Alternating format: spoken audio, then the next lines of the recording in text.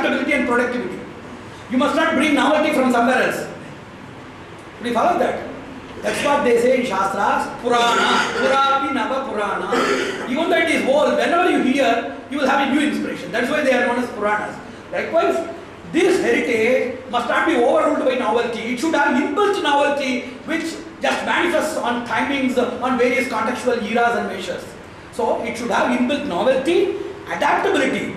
For example, if it is in the 1st century BC, if it is 2000 AD, it must have inbuilt novelty for that. If it was arduous on those days, certainly it must have adaptability for the present communication. And just now, not merely emotional attachment, it should have productivity. So, the ever increasing flow and permeation, which is continuous from orderliness, which has inbuilt novelty, adaptability and productivity, which is invincible, which is impregnable to any fusion, clash, merge, connection, dilution, diversion and intrusions. It should not be overruled by any other system at all. That is the greatness of heritage. First of all, I will ask a question to myself. What is the purpose of study of scientific heritage? We are having a lot of scientific books, we are having enough instrumentations, we are having enough research institutes. So at this time of growth of science, where innumerable IITs, triple IITs, everything they are emerging in various places, why we have to read this scientific heritage? Why you need to read something? Number one, if there is unavailability, anupalabdhi, if something is not available, you will go there. If something is available but not sufficient, you will go there, insufficient. Third thing, if something is available but not comprehensible, if it is vague, you will go to a new channel. If something is there which brings trouble, you will go for a troubleshooter.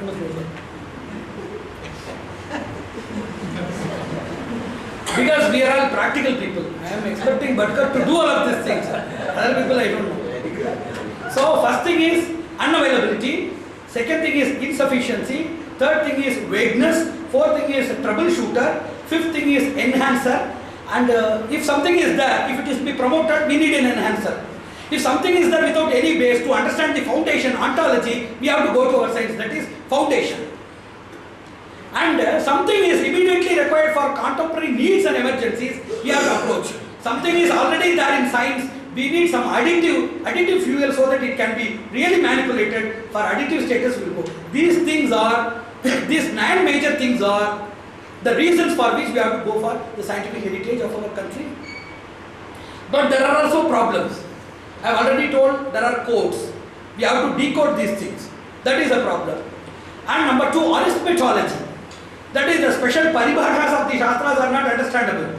If something is brought in, something is there, immediately you say that the paribhasha means that. For example, if there is go, the word go, it has 50 meanings. And how you can apply a proper meaning contextually and get these things, arithmetology. And third thing is language. We must know the language of Sanskrit. Everything is in Sanskrit. We must know Sanskrit.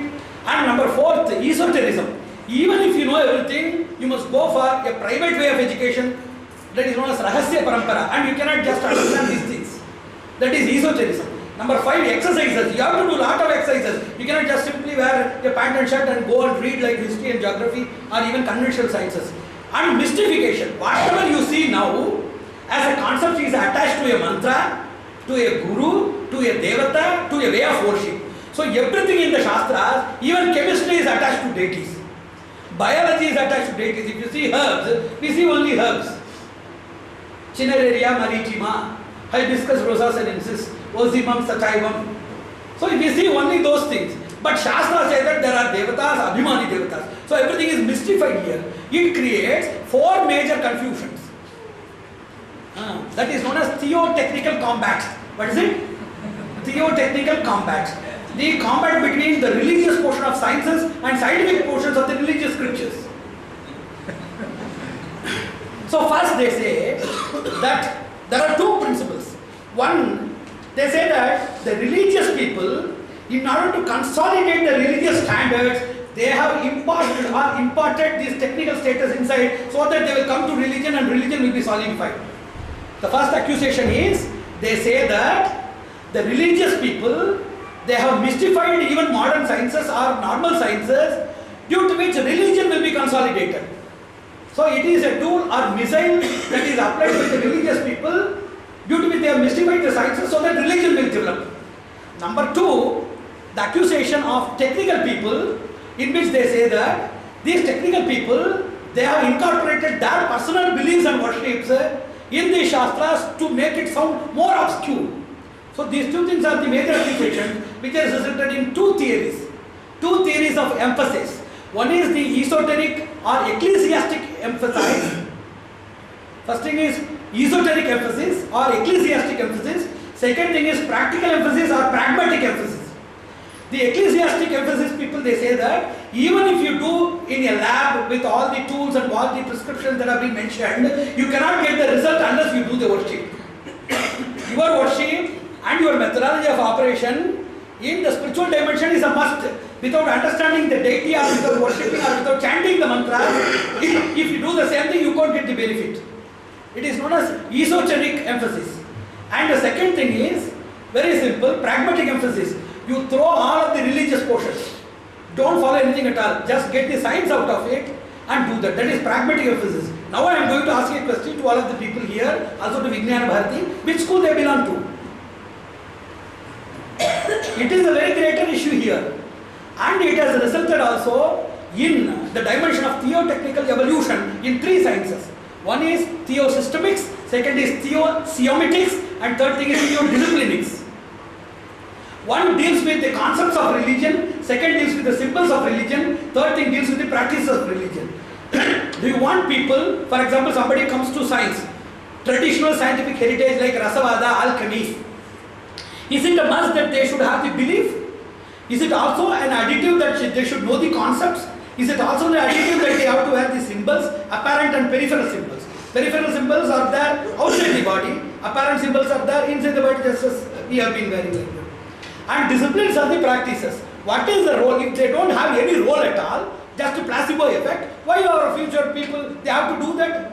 And we are being cheated. If you accept that, how many people in the modern society is ready to have a conglomeration of traditional values in concepts, beliefs, symbols and practices? This is a major issue in scientific heritage, whether it is separable from religious, contemplative and occultistic practice or not. That is a very, very basic principle.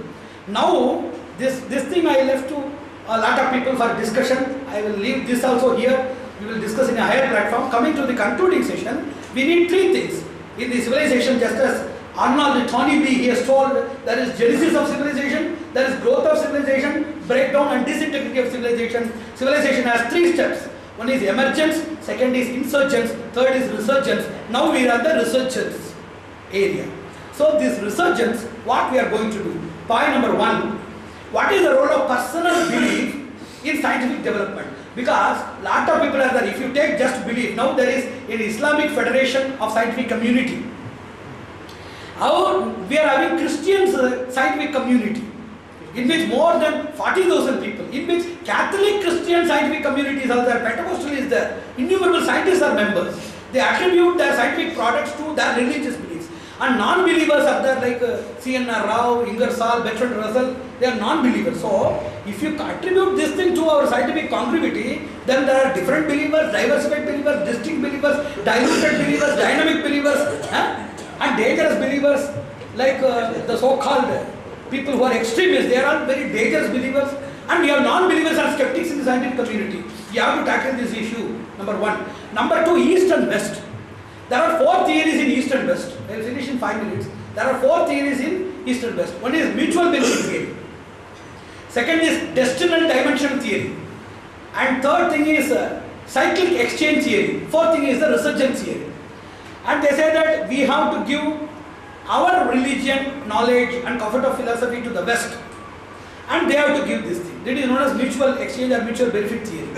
Destinal dimension theory is whatever we do in science, we are more framed for religious philosophical development and they are more for materialism. Because of the nature of the place where we live. Our fundamental, we may just, in superstructure we may do anything. Space science research, you can go to even exobiotic researchers for finding out life species in Mars and Jupiter. But still your foundation is basically spiritualistic.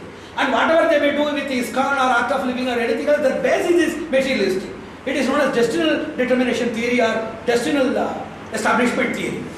And fourth, the third theory is cyclic exchange theory. In sometimes, whenever we grow,